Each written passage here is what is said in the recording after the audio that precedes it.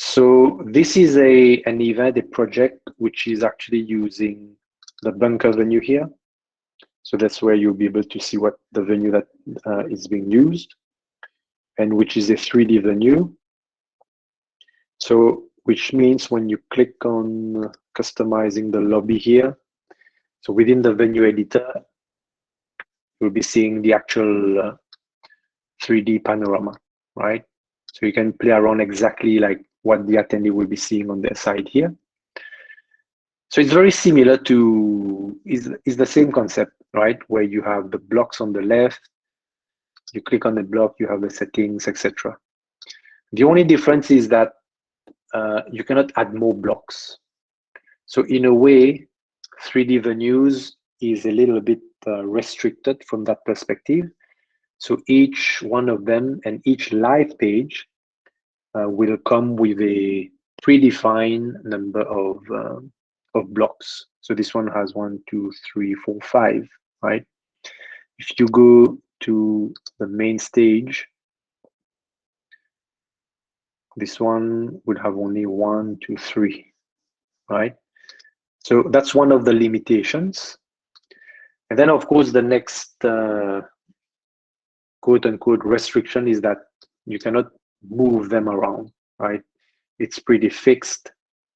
But what you can do though is you can still hide this. If you don't need this main panel in the middle here, you can actually hide it. Then the whole thing will be hidden.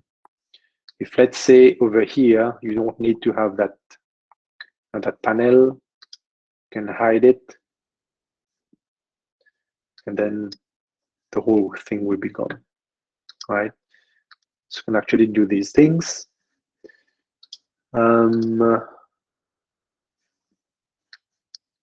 What you can also do here is changing the type of the content block. So I didn't do this in the 2D venue, but it's the same thing.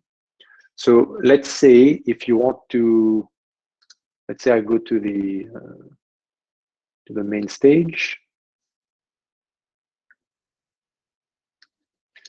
And then over here, the download resources, which is this block here. So right now it's a PDF. So if I click on this, it will actually open a PDF in a pop-up. And then the user will be able to download it. So this is a PDF block. But let's say now you want to change this to an image block, right? So the way to do that is you access these three dots here, where you can access this menu, and then you can swap to a different type of block. So you can swap to any other type of block here, by the way. So I can say, okay, now I want this to be an image. Change this, and then, so of course I will need to add an image then. So let's say I just add this one.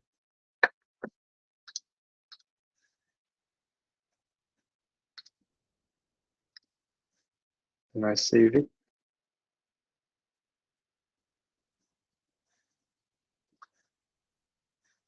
Okay, I think I have to update this image. Please download resources.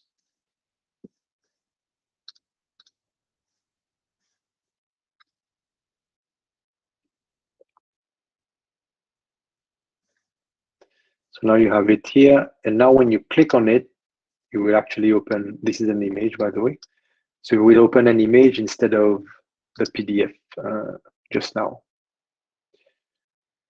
This is an example of a video block. So you can click on that to play video. This is an example of a slideshow. So you can open that and then have a series of images to slide.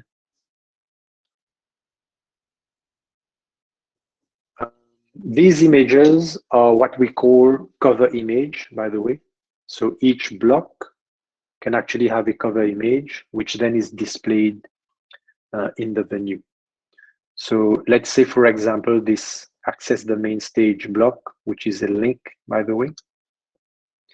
So let's say now it's saying watch now, right? But then I want to update that image.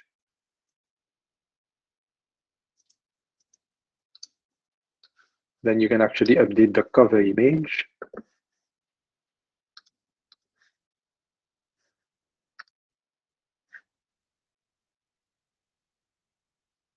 When you save it, then this is updated now.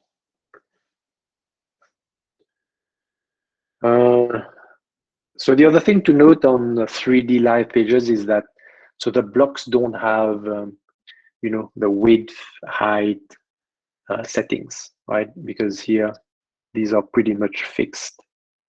So the only thing is to, so these images, when you upload them, once you upload them, right, there will be the cropper, and the cropper will be according to the dimensions that you need to upload. So this is how you'll be able to know what are the sizes, what are the aspect ratio of the different cover images that you can, that you should upload, right? And 3D venues. So by the way, they also have, a 3D venue can also have a 2D live page. So for example, here, the blank page is actually just a 2D page, but it's still under the bunker venue, right, which is a 3D venue. So you can still use these 2D pages to actually have a more traditional live page if you want, maybe just an about page with some text and images. So you can still make use of these 2D live pages. Then we have the lounge, which is another 3D page. You can click on this this is a speakers block. So when you click on it, then it opens the speakers content. This is just an image block. And this is a meetings block. So this is using Give Me Meet, by the way. And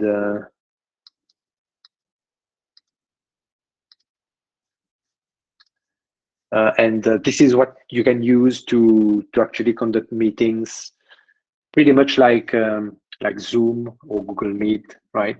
But this is all native to the platform itself. So this is where you can do your breakouts, where you have your Q&A fireside chat with speakers. That's where the Give Me Meet meeting block can be used.